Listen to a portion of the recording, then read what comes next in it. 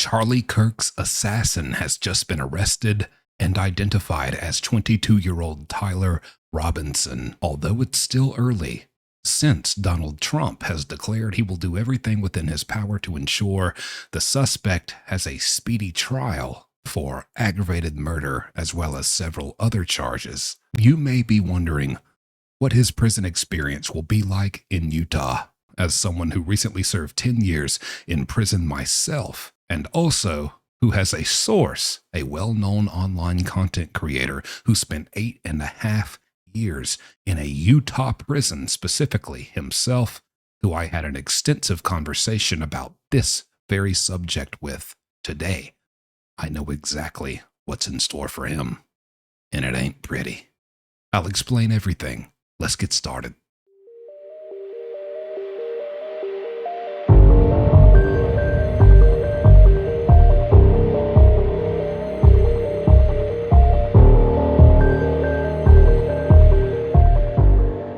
Very briefly, before we get into the actual assessment and the point of this video, I do want to point out something from my experience that I'm very knowledgeable about that I think you might be interested in. From his mugshot photo, there's a key detail here that lets you know, or at least lets me know that I'm going to let you know, he's going through a lot of torture and a lot of very challenging stuff right now, which he deserves. Look at here at his mugshot. You see what he's wearing? This is called, the nickname in prison amongst inmates and stuff, it's called the turtle suit. And it essentially looks like kind of something like the little vest that an umpire at a baseball game wears, but it's always dark green. But so they call it a turtle suit. Looks like a little shell.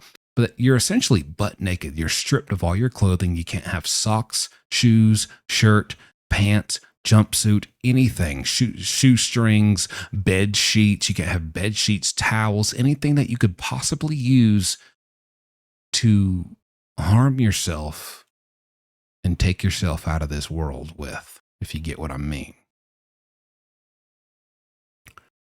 This is called being on. I wish I could, but I can't without being at risk of losing my channel.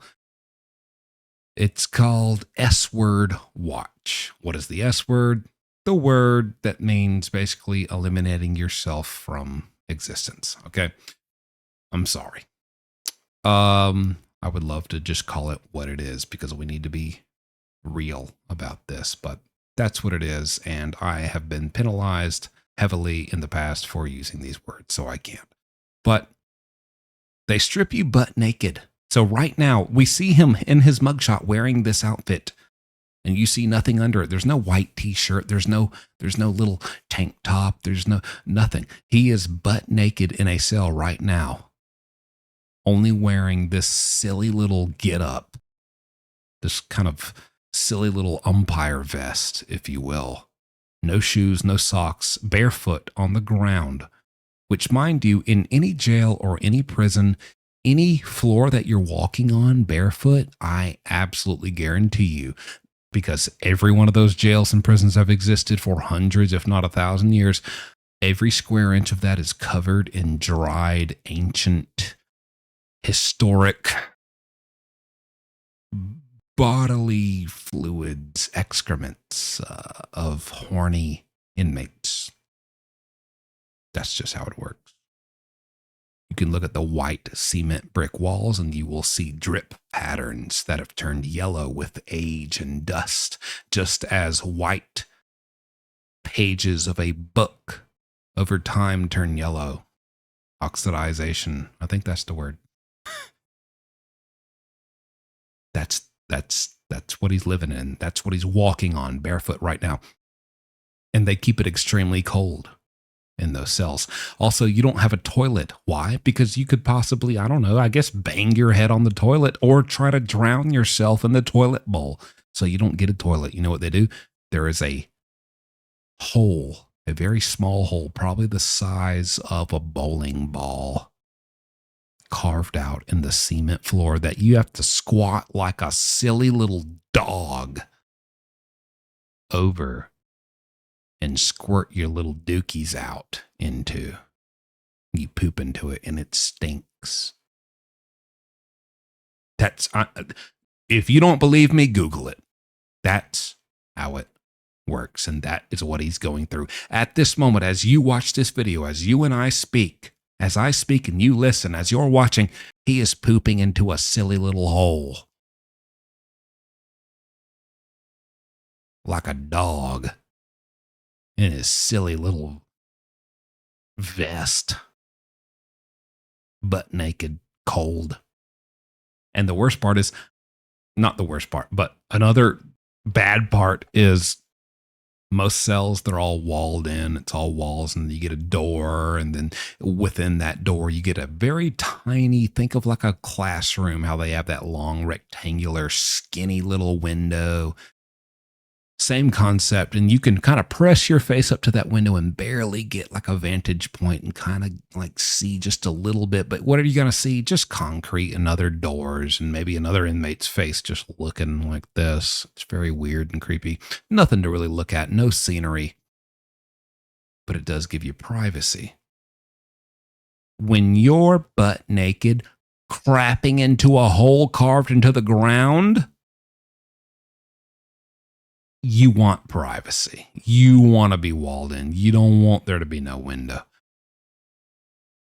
These cells that they put these people in when they're wearing these suits on S-Watch, they are predominantly just all glass because they need to be monitored. And they placed them within a institution, a correctional facility, to where it's usually going to be in like the main lobby or like where there's going to be a lot of traffic of staff members, so that someone is always kind of like able to look over, glance over and look. And because your cell is kind of 90% made of glass and window, we can see you and what you're doing. So we can make sure you're not trying to eliminate yourself, because then we'll get sued or held liable. Right. And so basically you're butt naked walking around in this silly little suit, taking a little silly little dump into a silly little hole. And people are watching. Women, men, it's humiliating. It's the most humiliating thing ever. That's what he's going through right now, and I want you to know that. That was just a side note. Now, let's get into actually what his real prison experience and what dangers and gang violence he's facing in there. So, first off, right off the bat, at first glance, this guy, Tyler Robinson, obviously when we're thinking of survivability in prison, not the most physically staggering or intimidating specimen I've ever seen. How about you? Wouldn't assume he'd really be any type of physical force or presence in there where there are no sniper rifles, brother. But more importantly, first of all, my source. He goes by the name of Burner420. You can find him on YouTube, TikTok, Facebook, more very large platforms across the board, aka Jeremy. He served 8.5 years in Utah state prisons. He was a gang member himself and is very familiar with how gang culture works within the Utah state prison system. This is important because if you can imagine, Utah, this is a predominantly red state. Conservative, Republican, a lot more white inmates than usual in this state. And what does that lead to? Dangerous, dominant, white supremacist gangs. To be exact, we have the SAC, which stands for Soldiers of Aryan Culture, as well as the SAW, Silent Aryan Warriors. Both of these have a history that you can even find on Google itself of extreme violence within the Utah state prison system. And who do you think will be more upset than them about this kid, even though he's a young white kid? And these are white supremacist gangs, I get it. 2 + 2 is 4. Oh, he's a white guy, and we're white supremacist gangs. We like this white guy. They don't. Because this is a supremacy gang, white supremacy gang in a conservative state.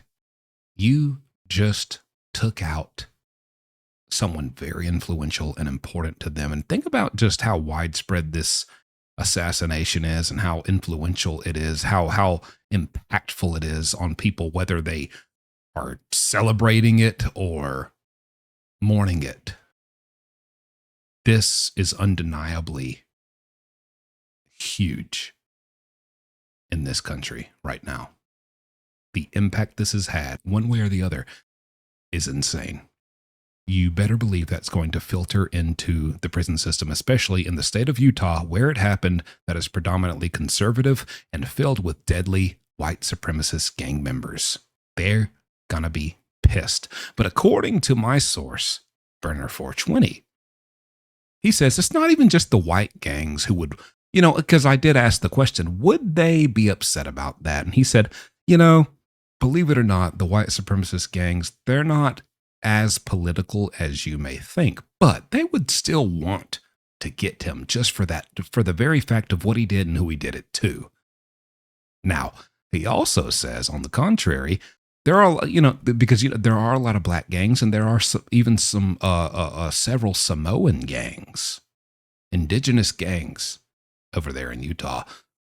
Any of them, it doesn't matter who.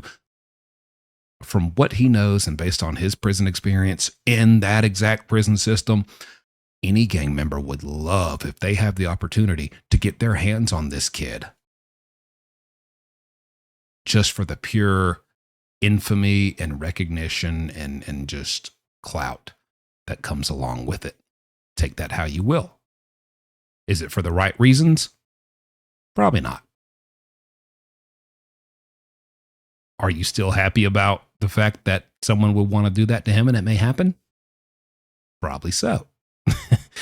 So there you go with that aspect. But unfortunately, we can kind of put most of that to rest because, again, with Donald Trump, although he says he's going to do everything in his power to get a speedy trial, he also says, I'm going to do everything in my power to make sure he gets the death penalty. Now, whether he said that or not, I think they would still push for the death penalty. So with all that combined and just the magnitude of this case, when found guilty, I could see him getting the death penalty. So let's talk about if he doesn't get the death penalty and he just gets, 15, 20, 25, 40 years, life in prison, whatever, anything but the death penalty. Let's just start there. Let's start soft. Okay. According to my source, he will be held. He said, man, the way the Utah prisons work, this will obviously be the most high profile, most infamous inmate they've ever dealt with, and the most widely scrutinized, spotlight, under a microscope inmate they've ever had. And that matters. If we're talking, I could do 150 years in prison, but I mean, when we have a case as unique and specific and just different as this, as compared to your hundreds and thousands of other cases that you never hear about. It's just your local criminals and they go to prison. That's your average prison inmate you're talking about engaging their experience. This guy is different. That's just a fact. You can't go anywhere on a phone without seeing something about Charlie Kirk and now this guy. That matters, okay? And you better believe it's going to be covered for quite a while, and those inmates pay attention to that on their little TVs that they're allowed to have. Okay? Now, if he's not on death row, he will be in Supermax, the most maximum of security levels. And basically, the way that this man, Burner 420, who served time in Utah prisons, described it to me, it is unlike any other Supermax compared to your average ones, even maybe to mine in South Carolina. I mean, you have Supermax and there's, you assume it's like very secure, but there's definitely levels to what they enforce and how strict they are about like what they're supposed to do in the protocol. They are very, very strict in Utah, and they will be more strict than ever with this guy. And he says every 3 days you might be allowed out of your cell for 15 minutes for a shower, something like that. Even on top of that, they are very familiar with common inmate tactics such as cell flooding. This is a common tactic on solitary confinement and disciplinary confinement, where you're kept in this small little cell by yourself for very long lengths of time to get a little bit of time out of your cell. It's called flooding. They will stuff objects and large wads, entire rolls, brand new rolls of toilet paper into the hole of the toilet and flush, flush, flush, flush, flush until they flood their entire cell. It creeps out through the bottom little crack where the door does not meet the floor and just floods right around their area. And so usually, the corrections officers, they're not going to clean it up for you. They're going to bring you a mop bucket and you can clean it up. You can mop it up, and they're going to open up your cell door so that you can handle the mess that you've made, or that has been made. If you can convince them this is just a toilet malfunction. But in this day and age, prisons have caught on. This is a tactic inmates do amongst many to finagle their way out of their cell, because that is how desperate they are to get out. Utah, according to this guy, Burner 420, has countered this by they tape trash bags, large industrial, like 100-gallon or whatever, not really, but humongous trash bags to the outside of the door so that even if you start flooding, it will go into this bag and it won't create a problem to where we need to let you out to clean it up. They combat this. They are not playing around. They're not going to let you have your way. Okay. Every 3 days, they get to come out for about 15 minutes, and that's really just for a shower. They're very isolated, and him more than anyone will be isolated more than anyone else. Also, I asked him, hey, since this is a Republican state, I know down here in South Carolina, most prisons down here, it's kind of predominantly black corrections officers, which it's also predominantly black inmates. And so you don't really have a problem of this influx of white corrections officers. The scenario that a lot of people probably think, if you think of South Carolina and the mistreatment of inmates, there's not a large amount of white corrections officers who are able to just bully black inmates just because they're hateful, racist people. And that kind of abuse goes on down here, even in South Carolina, the state everyone thinks of as being that kind of state. It's really not. But there are 1 or 2 yards here out of like 20 that are kind of set up like that. And so I asked him, is there any chance, is there any setup like that amongst the prison guards, and blah, blah, blah, to where that could happen to him, and prison guards would even facilitate and kind of create these open door opportunities and, mishap, mistake, oopsie opportunities for a vengeful inmate to actually be able to go in there and make physical violent contact with this kid. He says no. 99% chance. Only 99, because he says it's not probable and it's not likely, but it is possible. It's not probable, but it is possible. You could see that, but oh man, based on his 8.5-year experience, even taking into account the magnitude of this case and who these people are, who this guy is and who Charlie is, it's just not likely. And he says most guards are white, but they're also the way they conduct themselves, they're very concerned for their job, and even like a good amount of money would not convince them to break the rules of their job and even involve themselves in something so risky as making a few mistakes on purpose and overlooking a few parts of the job to ensure and create the opportunity that an inmate could enact violence upon this kid, the assassin. It's possible, but not probable. And I asked him that because I said, hey, well, with Carmelo Anthony and the train stabbing guy to Carlos Brown Jr., it seems anytime someone kills a white person and it's political, someone starts a GoFundMe for the person and they get hundreds of thousands, if not $1 million. And, even if they don't, let's say they raise that for him and they give that to him. And even if they don't do that, once he does go to prison, you can go anywhere on social media and see just thousands of liberals And I think it's mostly liberals. I mean, I don't know. I don't really get too much into politics, but I mean, whoever going on there and being like, yes, good job, buddy. I'm so glad that you killed Charlie Kirk. And so it's only reasonable to assume that this same group who was glad that this happened would possibly donate a lot of money to the commissary account of the assassin. And so I'm like, let's just assume he gets up $50,000, $100,000 in donations. Could he then change the way things run there? I mean, is that enough money to start buying guards and buying gang members and doing this and then? Burner 420 assures me absolutely not. Like, for whatever reason, the way they run things out there, all of the guards are also very religious, and I can't remember exactly what religion that is, but like they're not gonna be on the take. They're not gonna bring him money. Also, but to the credit of that assumption and that kind of narration, that narrative of this is a conservative state. These are white guards predominantly. This is a Republican state. This guy did this to a influential conservative Republican person.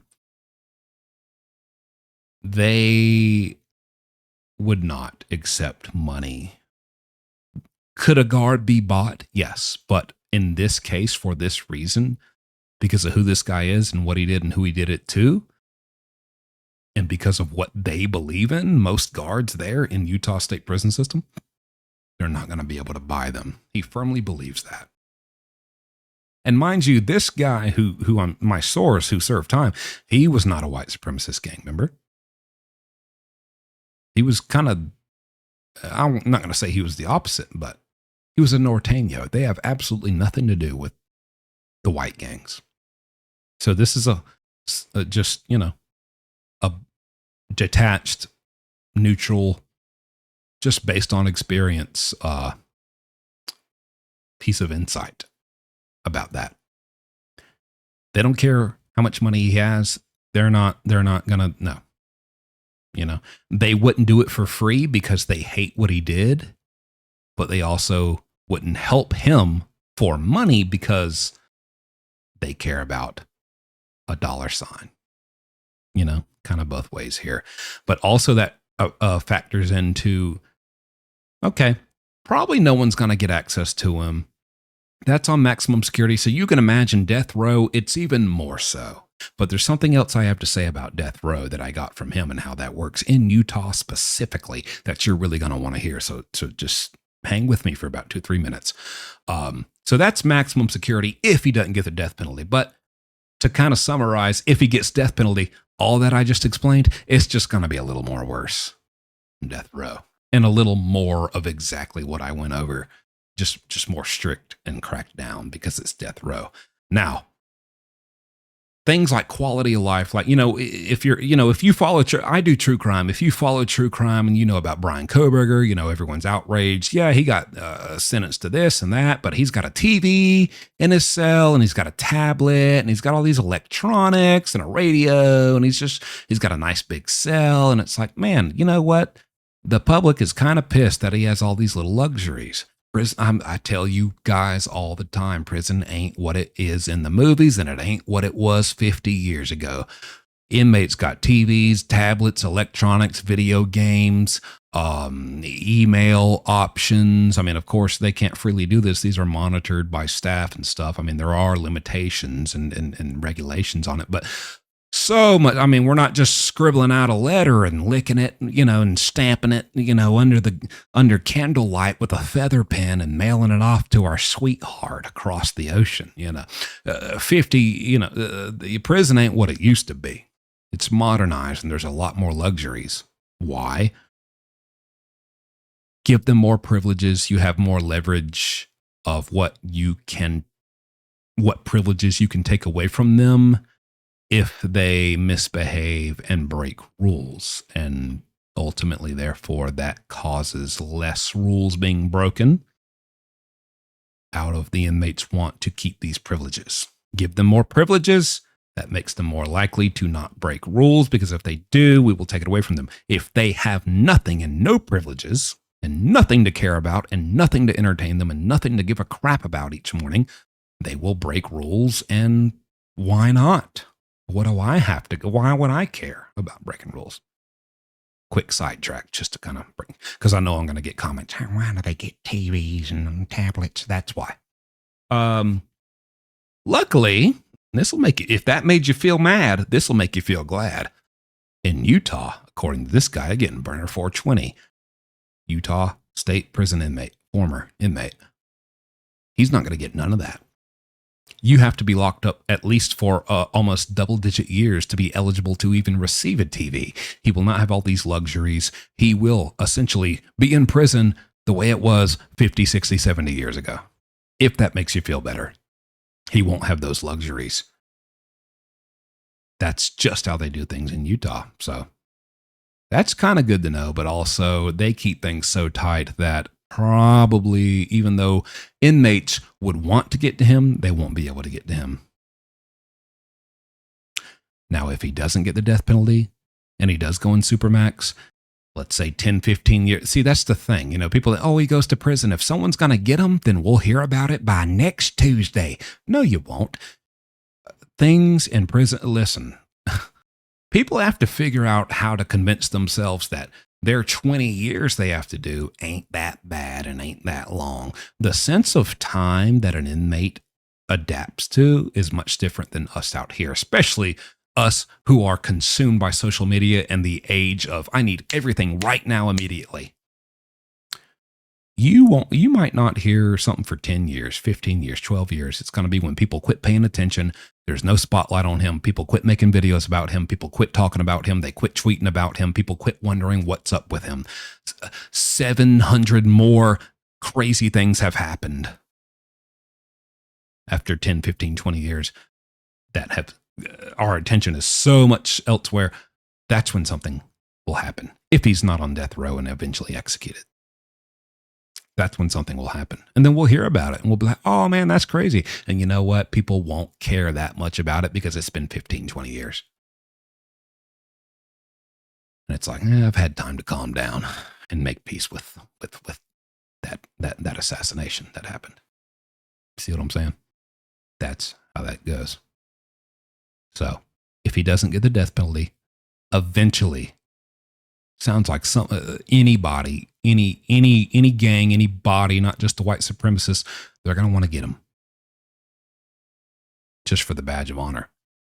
Other than that, if he gets death penalty, no one's going to get him except the staff when they're finally going to execute him. But here's the fun thing to hear about that. Do you know Utah is one of the very few, I can count on one hand how many states still allow this?